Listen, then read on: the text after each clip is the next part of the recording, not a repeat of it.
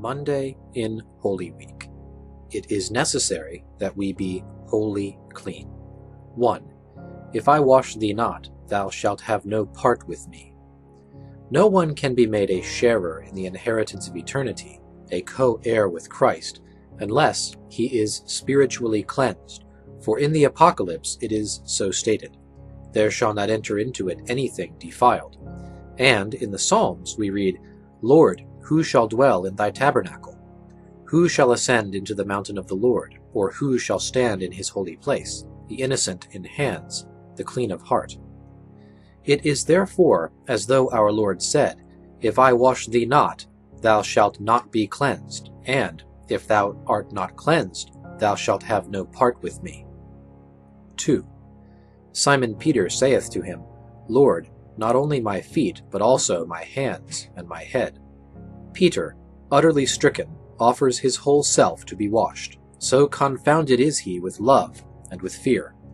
We read, in fact, in the book called The Journeying of Clement, that Peter used to be so overcome by the bodily presence of our Lord, which he had most fervently loved, that whenever, after our Lord's ascension, the memory of that dearest presence and most holy company came to him, he used to so melt into tears that his cheeks seemed all worn out with them.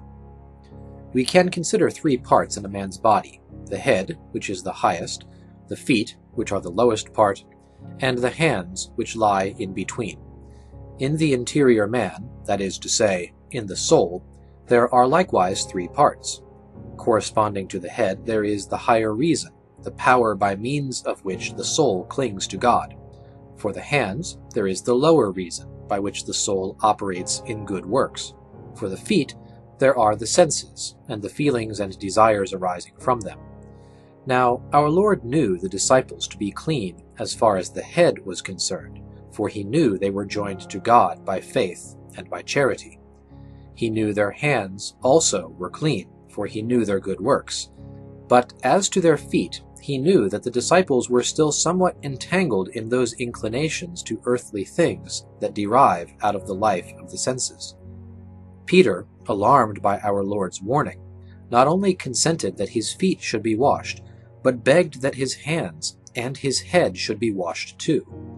"Lord," he said, "not only my feet, but also my hands and my head," as though to say, "I know not whether hands and head need to be washed, for I am not conscious to myself of anything, yet I am not hereby justified. Therefore, I am ready not only for my feet to be washed, that is, those inclinations that arise out of the life of my senses, but also my hands, that is, my works, and my head too, that is, my higher reason."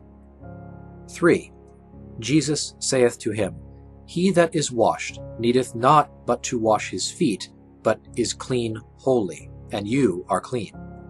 Origen, commenting on this text, says that the apostles were clean, but needed to be yet cleaner, for reason should ever desire gifts that are better still, and should ever set itself to achieve the very heights of virtue, should aspire to shine with the brightness of justice itself. He that is holy, let him be sanctified still.